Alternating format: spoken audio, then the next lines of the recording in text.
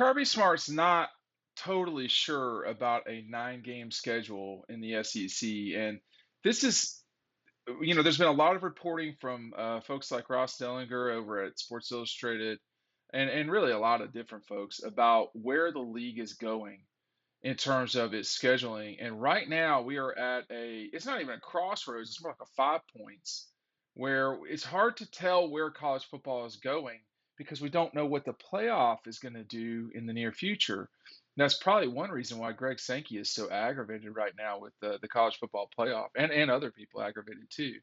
But Kirby said this week, he said, you have to walk a fine line. I don't think a coach in his right mind is going to say, in a perfect world, I think it's 8 games, 9 games. Um, he said, there's nothing wrong with a 9 game schedule, but that may not be the best thing for the conference right now. Um, and he goes on to say, and I talked a little bit about this yesterday. I think it's a lot more about who you play in those other games than necessarily a 9 game schedule. It seems like we're headed towards a 9 game schedule. There's a couple of different reasons why. Right now, and this is my suspicion, right now the contract between the SEC and Disney is almost certainly predicated on an 8 game schedule. The addition of Texas, excuse me, and Oklahoma, from my reporting, does not include more revenue for each school. It just included revenue for Texas and Oklahoma to be included, and no one went backwards. I think there was a lot of discussion a year ago, about the other SEC schools being compensated for those two coming in. That's not the way I understand it. I could be wrong about that, but that's not the way I understand it. With that said, in talking with one person who would have an understanding of the situation, uh, the contracts with the SEC and Disney could get changed if there was a substantial or you know substantial enough change to warrant that. And I think going to 9 games would do that. A 9 game SEC schedule. And my math could be really wrong here, y'all. But 8 games by 14 teams is 112 games. 8 games times 16 teams is 128. If you were to go 9 to 16, you'd be adding uh, another 16 games, obviously, to the league schedule. You've been at 144. And that 16 games can be stretched over the entire season, obviously, because there's right now only a 12-week window. So if you're Georgia and it looks like divisions are going away, which I don't think, Georgia's fine with that, whatever. Everybody's going to have to be fine with that. But adding the ninth game would mean one of two things.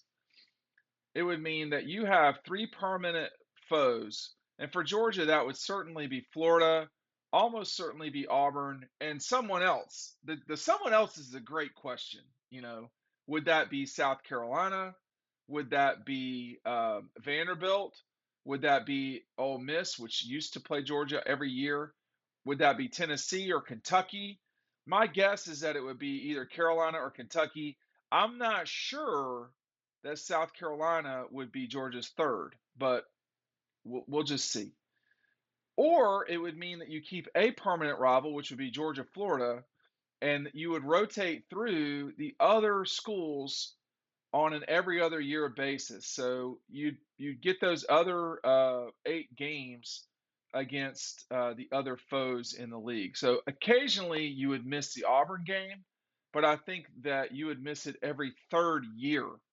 Okay, that would be the way the math works out, the way I understand it. But Kirby's point is, I'm not sure we have to do that.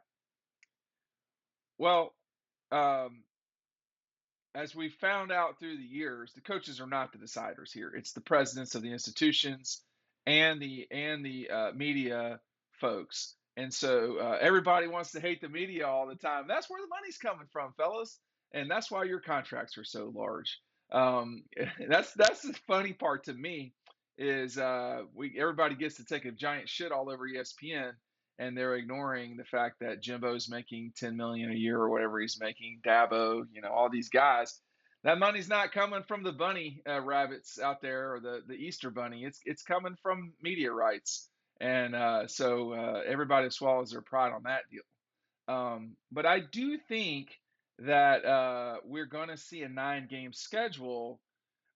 I am skeptical we will see it before either one of two things happens. The Texas and OU comes into the league, which is 25 in 3 seasons, or the college football playoff expands, which looks like it might not be until the 2026 season because of the stupidity that we are surrounded by in our friends in the ACC, Big 12, and Pac-12.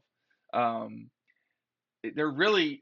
Someone called me the other day about why would you not expand the playoff if you were those teams? Why would you not do that to give yourself a better chance, to give yourself more revenue? I don't have an answer, but this is going to happen. What Kirby's often when Kirby talks, yeah, occasionally he will lie. It's not a common thing, I wouldn't say. But if you read between the lines here, there's nothing wrong. This is what he says. There's nothing wrong with a 9-game schedule, but that might not be the best thing for the conference right now. He may be or may not be saying what I'm explaining to y'all now, which is I think this is coming. I do not think it's coming before the divisions get thrown away. I mean, I don't know how you would do that with divisions. But I think when Texas and Oklahoma come in, that's when you're going to see a 9-game schedule. That's what's going to allow you to have, Arkansas play Texas A&M and Oklahoma, and Texas play Texas A&M and Oklahoma, and you have the capability of playing Texas, Alabama, Texas, Georgia, Texas, Arkansas every other year. I mean, the reason why Disney is paying so much money and will pay more when they get the 9-game schedule is they want these marquee matchups. I've got something coming on Dog Post during the summer that really lays out and explains on a granular level why it matters that you have these big games. It's not anything y'all don't already know. Nobody's tuning in to watch Mississippi State play Kentucky. That's not a game anyone cares about. That's not a game people tune in for. You know what they do tune in for? Georgia, Florida, Auburn, Alabama, Auburn, Georgia, Alabama, Georgia, Tennessee, Florida, LSU, Alabama, LSU, Florida, LSU, Georgia. They want the marquee Texas A&M, Alabama. They want the marquee teams, the top 7 teams in the league, which will turn into 9 uh, top teams. They want those matchups. And when you have those 9 teams, you can stretch out a schedule that will be insane. It will be awesome. I mean, when think about what the NFL has to do. They have their divisions, and no one cares about when the Falcons play the Panthers. But people get real excited when the Patriots play the Rams, right? They're not even in the same conference, let alone divisions. That's what the SEC is going to be building towards. If you notice, the SEC is at 16 teams, the NFL is at 32. You can do what the NFL is doing now, just scale it back halfways. And that's what we're going to see. Hey, make sure you're picking up DAWGSTRUCTION. It's the number way to help us out. The link is down below. Thanks for watching.